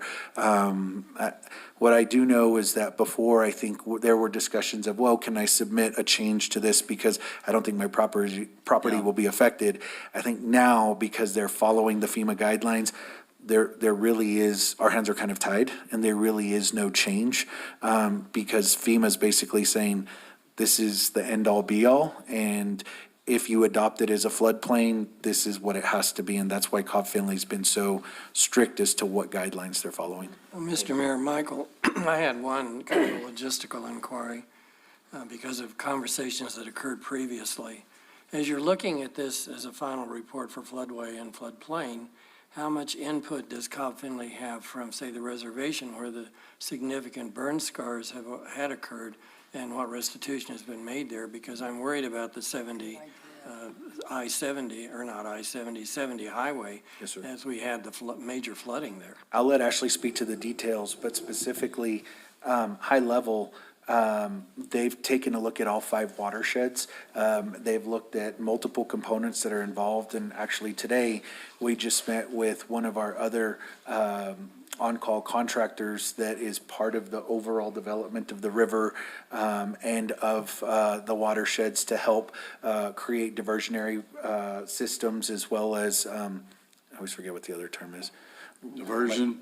The armoring. The armoring and like the natural habitat component as well. Oh, the fish habitats? Fish habitats, whether there's alluvial fans, whether there's whatever the case may be. But I'll let Ashley speak to the details. And Upper Canyon, it will be, that's important for that too. Correct. And so Cobb Finley, I believe Brad actually made contact with the reservation to go get boots on the ground, because he wanted to make sure that what was going into the model is what is being shown out there. So he did make contact with the reservation. He went up to the burn scar and actually was able to take notes and make sure that his model accurately represents what is being seen out there. They got the Bear Team maps that showed the burn severity of the soil. They've gotten, was it burn severity, and then what's the other map the Bear Team does? No, soil severity is the big one. And so they look at that to see how quickly the water's going to run off, how hydrophobic that soil is going to become. Have they done any remediation, Ashley? That I don't know, but our contractor we met with today apparently has a contract with Mescalero. We found that out, so that was great news for us of our on-call watershed engineer, one of the ones that we did, actually is working with Mescalero as well. And so we can take this approach as more of a comprehensive approach of, let's fix the upper parts of the watershed and work our way down to just kind of rehabilitate this area. The only remediation I know of is the seeding that they've done with the not straw, but the aerial. the wood, yeah. That's all I know that they've done now. The mitigation stuff, what's the name of the company that you just went at? You can tell it. Natural Channel Designs. Yeah, they were just here, and they do a lot of work with FEMA, very familiar with them, and they've got contracts with the tribe. So these guys went out and showed them, and so that's what they're talking about, this overall approach to the total watershed that they're looking at right now. Because we have been concerned and asked for what's being done on tribal up above on both. Sure. And there's a lot of plans, but just like us, they're trying to get their money in action. And Mayor and Council, going back to what Councilor Jackson's Highway 70 is, Department of Transportation is also going to be working on some flood mitigation because there's a lot of areas there that their roadway was compromised and a lot of flooding issues. So we'll be working on that also. We're also working with Army Corps specifically to tackle a project right behind J-Bar J Church. There's a sediment pond that is on private property that they will be clearing out and removing that sediment as well. So it'll help stop and capture sediment as well as slow down water flow during future disasters or issues. But at the end of the day, broken record that I am, this is not something that this council can direct the water flow, can change the route of it, put a barrier in there and make it where the water doesn't come there. No. And if we decide to do that, then we can potentially not get federal money for the rest of time. Incur all the liability as well. And incur all the liability. Thank you. Thanks. A lot of work, and these guys constantly meetings, go to it, 1 minute it's a go, the next minute it's a no-go. Or we gotta do this, we gotta do that. So just, you guys staying after it all the time is a big job, it really is, so. So, Ron, a couple of other questions. Any update on our talks with P&M as far as outages and? We, Mayor Crawford, Councilor Corey, we did have some meetings last week or the week before, I believe, with representatives from P&M. There's still plans of, potential plans of doing power outages, shutdowns, but at this point, they're still working on that. Mayor met also with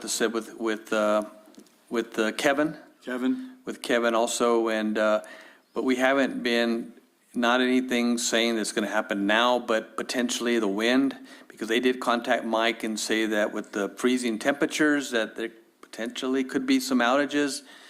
And we did visit with him at length on that, but we'll continue to inform the council on any other discussions. Yeah, especially as we head into the windy season, picking up on what Bill was talking about earlier, California, I know there's already a class action suit against SoCal Edison, so.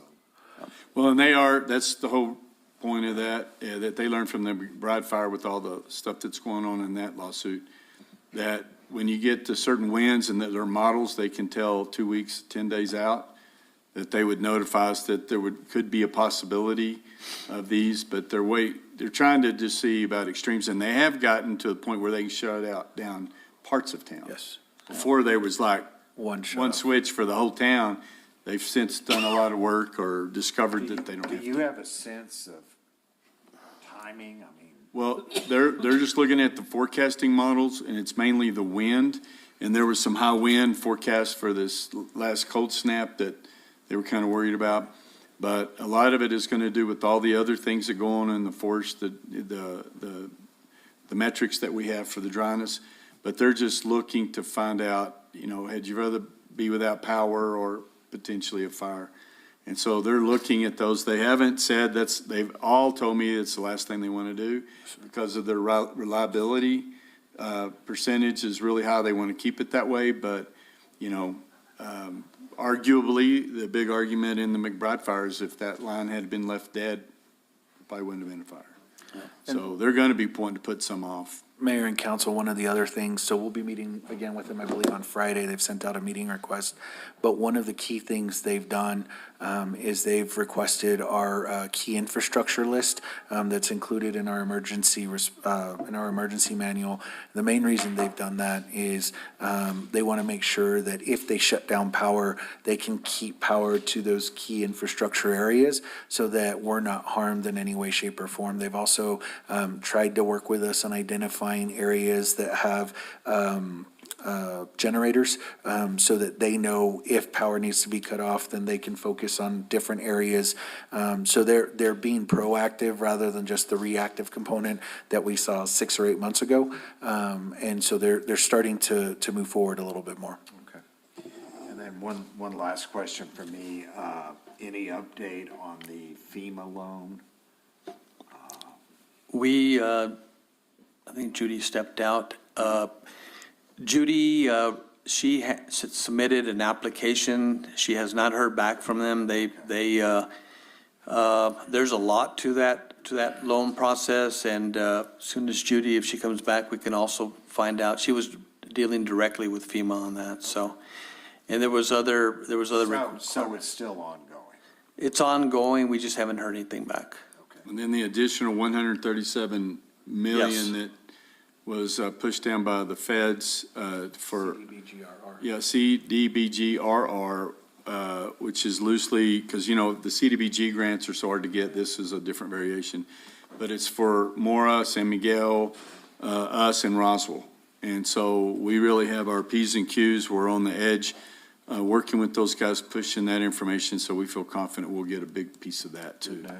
And Mayor Crawford, Councilor Court, I did get on the CDBG DR funds, I did get from Rene Romo. He's a representative from Ben Ray Lujan's office, sent me, emailed me this morning on that type of funding, what it requires, and we're thinking it may be administered through the Department of Finance and Administration, but we'll look into this and then we'll. And Ron's nearly related to those people. He's got them all on speed.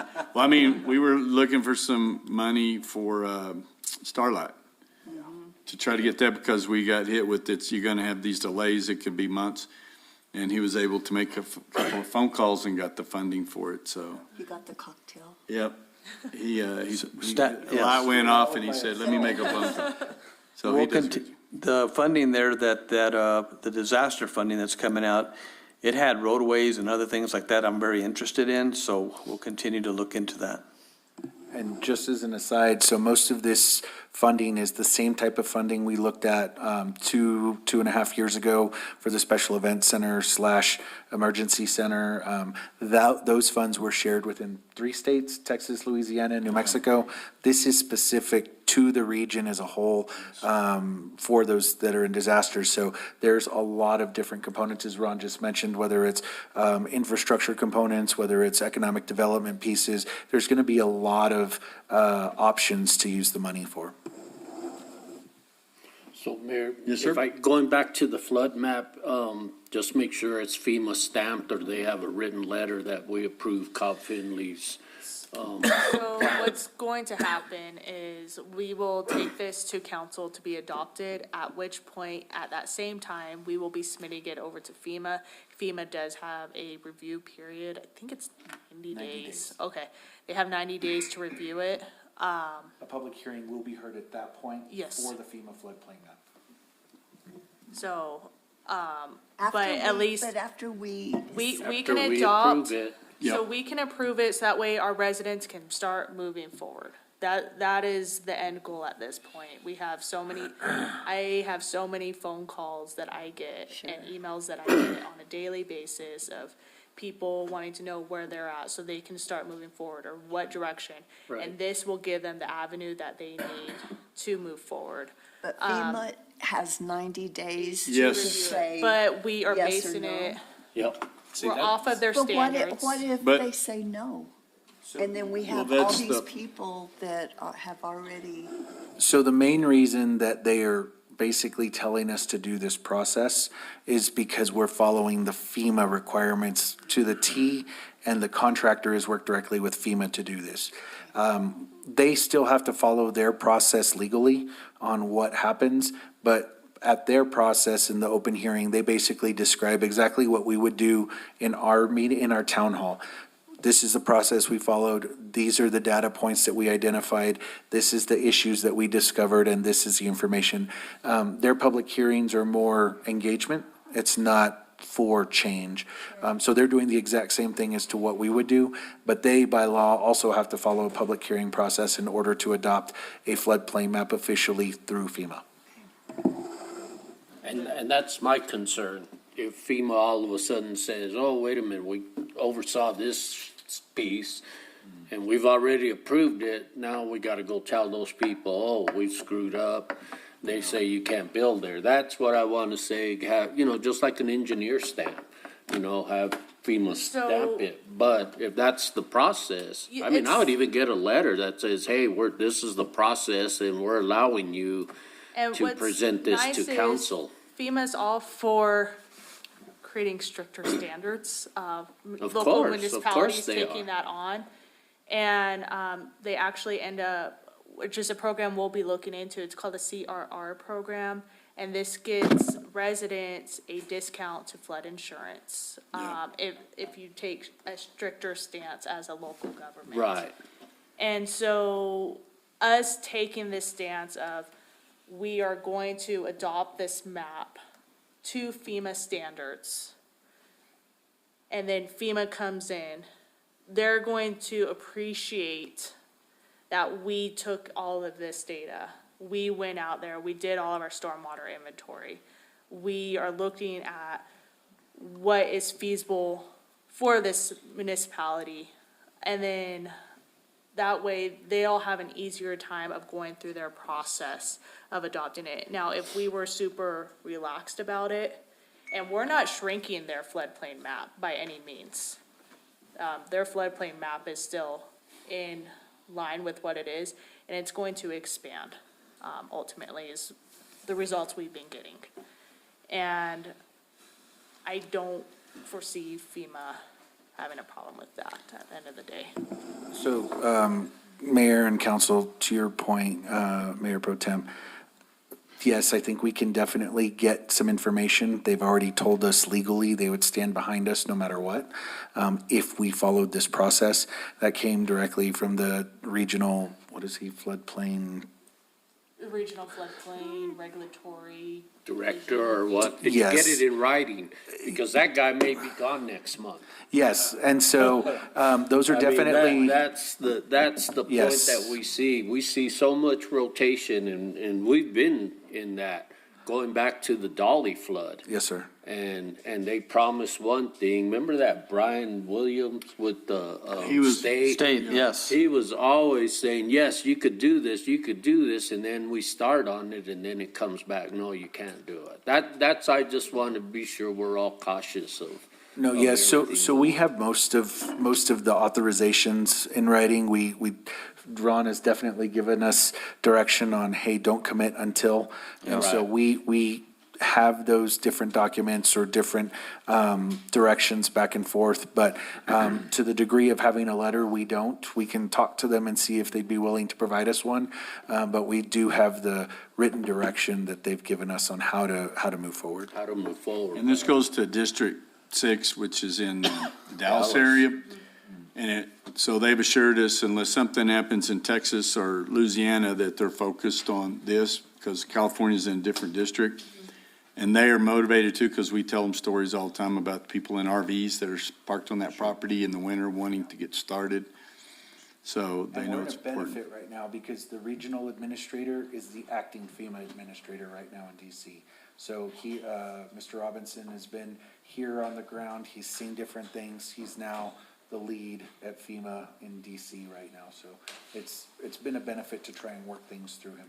And Mayor and Council will sure call and make the calls on that 90 days, because 90 days goes quick. And usually just to get a document approved takes longer than 90 days from FEMA. So we'll make sure that we're pressuring them on that. Definitely. Actually, For our residents, 90 days is a long time. Yeah, if you're living in an RV, So that 90 days starts from the date that they choose to move forward. That could be in 3 years. They would, but it's a dependent on when they choose to adopt a floodplain map. It doesn't have to be 90 days as soon as council adopts it. It's the choice of FEMA to say, yes, we want to adopt the floodplain maps that you all have moved forward with. We have 90 days to do the adoption process. I was going to ask, did you say earlier that FEMA is actually using Cobb Finley, their study to adopt as far as the data that they're going to be utilizing that? yeah.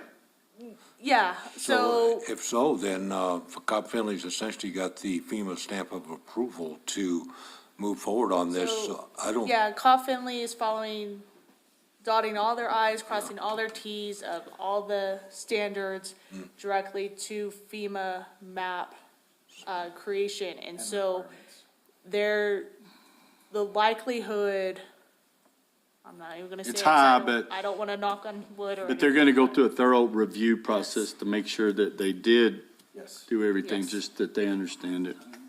But so essentially, we got looking at 95% that they're going to give the green light on it. If not higher, Yes, yes, and we're making sure all standards are followed, and Brad's being very thorough with this survey. Like, they need to come out here to do it, more boots on the ground, they will be out here getting boots They on the had, ground. 6 crews in? Plus the 18 from Texas. Yeah, and then working 7 days a week. You see them out on the weekends, all the trucks. I mean, they're committed to doing it, getting it done as quick as possible for us and our citizens, and so. Anything else? I'll stand, go ahead. Yeah, a question for Ron, because when I got the December financial report, I got all panicky where I read that first paragraph that said taxable gross receipt collected for September, reported in October, and distributed in November are down $5,389,118. And then Judy straightened me out on that. Explained it. Yeah, so I mean, I was really like, man, are we shutting down or what? And she did explain that, but again, that's where I wanted to ask, and Judy, before the meeting, she said, we're right on budget at 55, I believe, 53% collected, as going on, because I know when we, right after the fire and with the new budget, I was really concerned of, hey, let's be cautious of how much we're spending, and make sure we get a solid number, and I'm sure we'll talk about it at the strategic planning, as far as, capital outlay stuff and everything there, but that's all I have to say, Well, Mayor. and we went through, and after we took the severe dip after the fire, and then with destination taxing, we have really recovered well on all the trucks running up down the road. The only thing that is, our businesses downtown are still suffering, so that's a strong component. Then in the legislation that we're working on, that they don't see that number and say, oh, y'all are good, because that's on construction, totally different to support our businesses, so that we're looking at getting additional. We had a meeting yesterday. Was it yesterday? Yes, sir. Yes. And Harlan was there on some of the bills that we're working on getting through, and that is included in there, revenue replacement. 4 million and 4 million, Yeah, yes, 4 sir. million for us and 4 million for the county. And so we do realize that that's an important part, but then we had the windfall again over the misclassification of hold harmless tax that we got in how many thousand?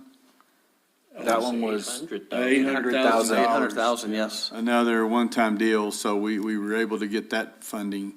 And so we're looking really good, and then once our business picks back up, and then with construction and everything, the village should be in a good position, which is what we had planned for. We're just have a big concern, not just for our people getting in homes, but our businesses. Business and lodgers tax are the two areas. Yeah, that lodgers taken tax hit. is way down. That's a big hit. And a big discussion behind lodgers tax is the 30-day component, Yeah. because our locations are full to the brim, obviously with construction, but because of the 31st, 28th day, we're missing out on a lot. 30 days, you don't have to pay lodging tax. Is that a state law? Ordinance here, isn't it? State, that's a state statute, yes. And so I know there's certain groups or certain communities, whether it's the oil fields or things of that nature, that are allowed to alter some of those timeframes. We're looking into those possibilities as well. Like only letting them issue 28-day contracts, something like that? Well, like Johnny Montoya said, they're all staying over at the Elegante, and that's where they're at, so they're paying by the month, so. Drew is busy down at the Elevate and different ones that are able to get back in. Anything else? I'll stand for any additional or, Great report. thank you. Okay. We'll move on to reports from public officials. Mayor Pro Tem, you want to start it up? Sure. All the staff and everyone working, all the accolades are truly appreciated throughout the community, all the departments in hand. I didn't hear of too many snow accidents other up than on Davis Drive, I believe that's where it was, and that was pretty bad, and the rest were kind of out in the county. One thing that I was gonna bring up is that there's a counselor in Espanola, I don't know that person's name, but a counselor in Albuquerque, Pena, I believe.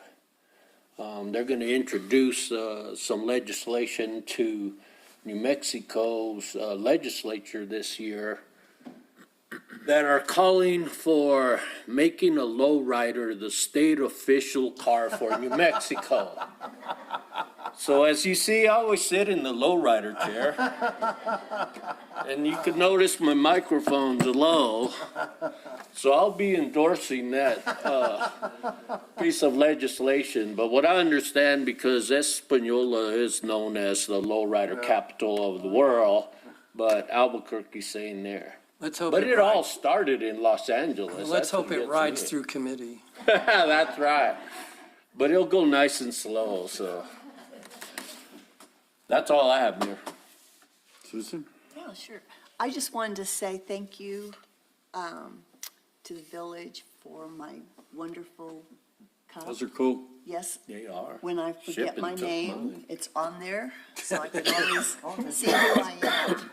So that was very nice.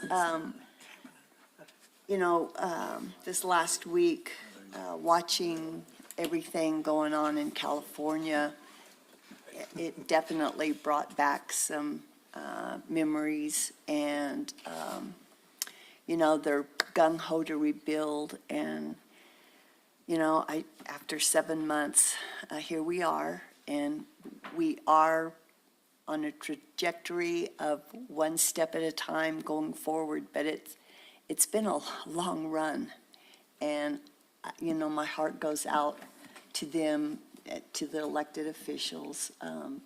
They have no idea what's hit them yet. So they're in my thoughts and prayers, that's for sure. And to all of our employees, Happy New Year. Thank you so much for everything that you do. It's a pleasure to be in this seat, listening to people talk such good things. We appreciate it, and look forward to the rest of this year. Thank you. Joseph? Well, thank you, Mayor. Well, last year we closed out the year with the employee Christmas party. That was a great recognition of the employees and all the work, good work that they do. Everyone that I talked to, they have nothing but good things to say about the different departments, about the village, about how they've handled the situations of the past year, and also just normal everyday life as far as your trash pickup, the road maintenance, the snow removal, and so. So thank you for all the departments, all the hard work you do. And of course, thoughts and prayers go out to the people there in LA and California. That is a pretty heart-wrenching situation that they're going through, and it's most likely going to get worse than better soon. But it is a bad deal. One note on that, though, is that I was reading some articles where they're looking at the insurance that the California fires there as just say as large and unprecedented as they've been and are, that it's going to affect insurance rates nationwide, and that they're expecting that there's going to be some insurance companies go under because they just don't have the capital to cover what was insured. So that'd be something that people need to be cognizant of to look forward to, because not look forward to, but be cognizant about what the effects would be as far as affecting them, their insurance. But I would say Happy New Year, and I think last year was a great year considering everything, but this year's going to be better. I just know it's going to be. So thank you, Mayor. Thank you, Joe.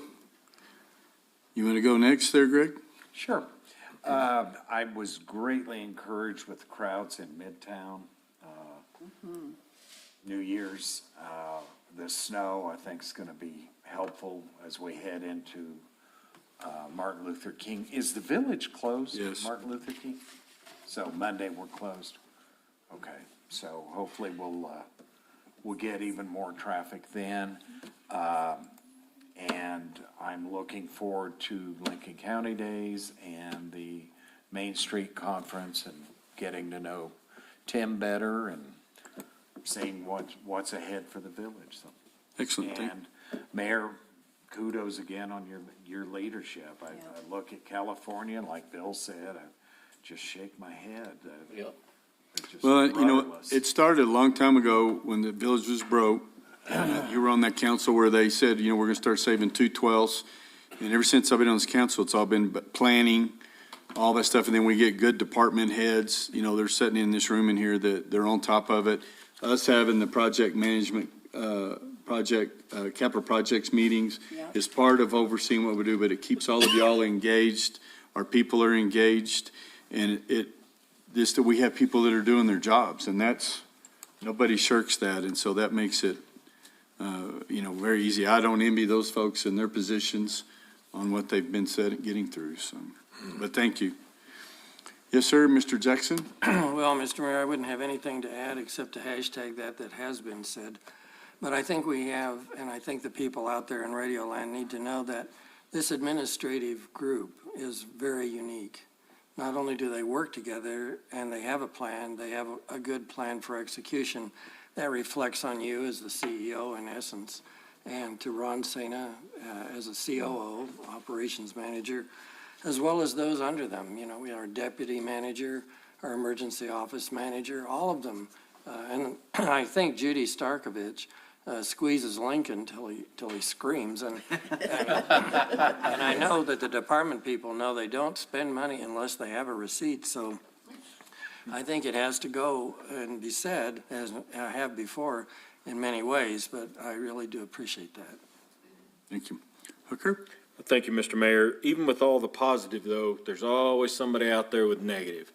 You're not doing it right. You didn't get my road cleaned off good enough. Village guy was speeding. You know, and unfortunately, that's going to exist. It's just like you give somebody a pay raise. Why didn't you give it to me yesterday? I've been coming here since I figured it up about 1994 as a tourist, just like many of us. I knew this was a tourist town. You came here to go to the mountains. You came to go skiing. You came to do the things that are here. And for somebody to not understand or to state that we as the village are only catering to tourists, it gets me a little upset. And I just want to be the person that says, you know, there's no discrimination either way or another, except for some of those Facebook sites that hack on people parking. But, you know, it's all about what makes all of the employees get paid. It's all about continuing to have those gross receipts tax. It's all about continuing to have the infrastructure in here. Oh, by the way, to have water that's up and running, fire trucks that run, police cars. You know, again, now I'm the broken record, but it's just the kind of thing that gets me upset. So that having been said, I did have somebody ask me if there was going to be a fire break built between the Mescalero, Lincoln National Forest, and the village. I had heard there'd been discussion. Well, there is an area that all of these things are in discussions. There's a defensible space that the mescaleros can have with the forestry. And then just that particular area that you're talking about, it's been talked about, but we haven't got anywhere on it. Yes, sir, Chief. Yes, ma'am. She's in there. You want to come on up? Come on up here. Tough, you're up in the front now. State your name, please. Amanda Ginnathan, I'm the Deputy Forest Supervisor for the Lincoln National Forest.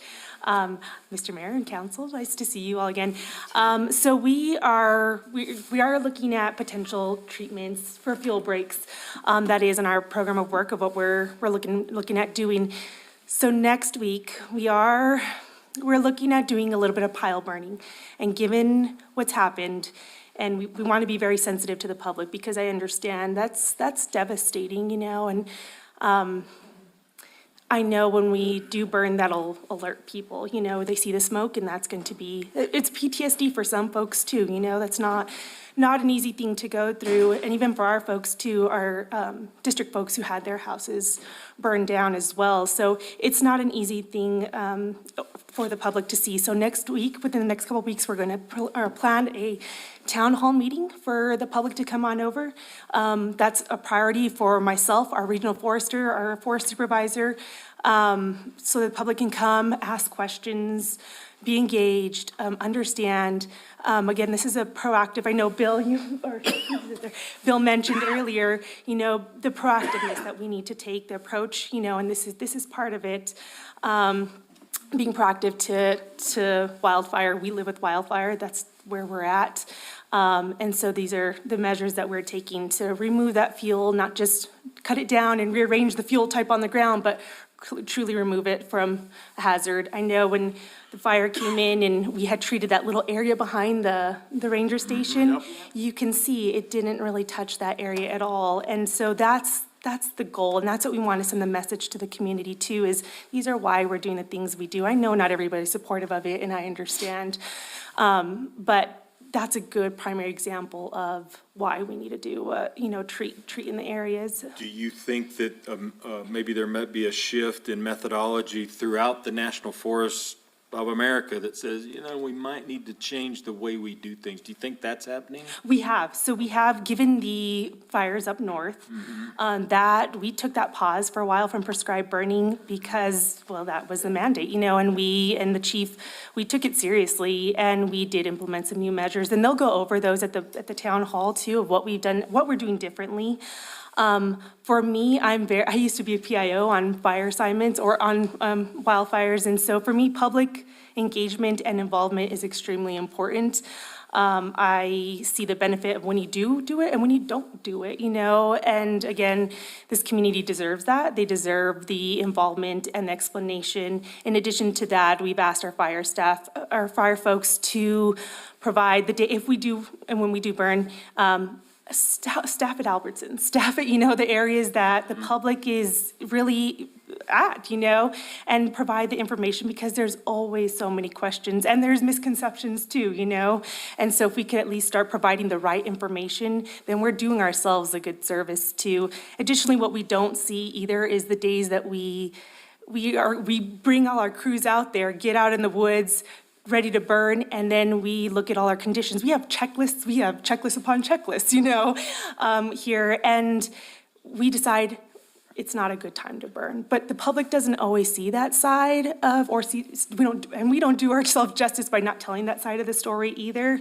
But there are so many times where we just decide conditions aren't right, and I think you alluded to like the fuel moistures, you know, the severity, fire severity, all these little factors that go into whether we're going to actually put fire on the ground. And our folks they're in the community, they live with you all. Like I said, some of their houses got destroyed. And so it's something we do take very seriously. So anyways, we're going to send that out to you all. So be on the lookout and we'll have that meeting here pretty soon. All right, thank you. Yes. That's all I had. Okay, and just to tag on what she said, there is discussion legislatively. We've talked to, you know, our federal representatives also, if y'all remember, Xochitl Torres Small with her position in Washington, D.C. on legislative, the state level, on fuels management, managing our forest, thinning, funds that are going to be put towards that. Harlan Vincent's asking for, was it 10 million? 10 million to go to that here. So yes, I think that it's finally turned to where they understand that we're going to need it. That ties into insurance.